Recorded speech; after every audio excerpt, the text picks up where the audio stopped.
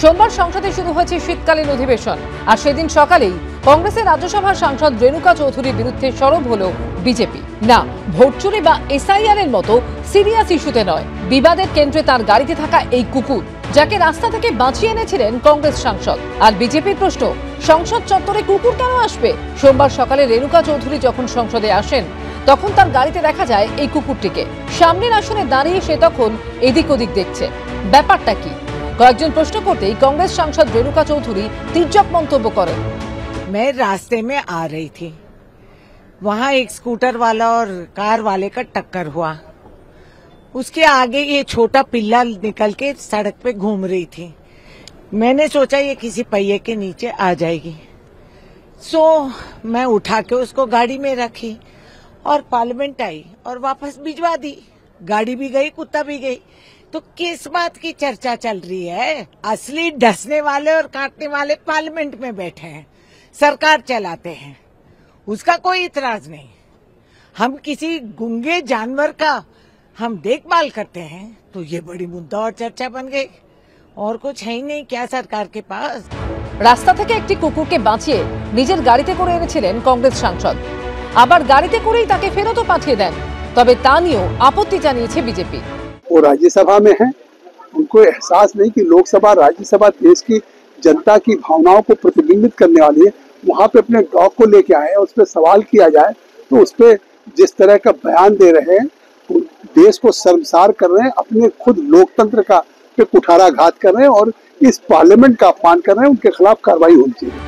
সংসদে নানা ইস্যুতে কংগ্রেস এবং বিজেপির বাকযুদ্ধ লেগেই থাকে, কিন্তু কংগ্রেস সাংসদের গাড়িতে থাকা এই ছোট্ট কুকুরও হয়ে উঠল বাকযুদ্ধের ইস্যু। এবিপি আনন্দ।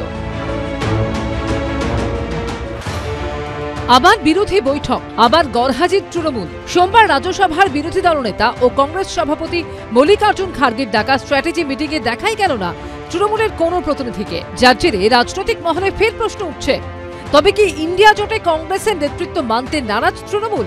2024 লোকসভা ভোটের পর একের পর এক রাজ্যের বিধানসভা ভোটে মুখ থুবড়ে পড়েছে কংগ্রেস। অতি সম্প্রতি বিহারের বিধানসভা নির্বাচনেও কংগ্রেসের ভরাডুবি হয়েছে। 61টি আসনে লড়াই করে মাত্র 2টি আসনে জিততে পেরেছে রাহুল গান্ধীর দল, যার পরই কংগ্রেসের নেতৃত্ব নিয়েও সরাসরি প্রশ্ন তোলে তৃণমূল।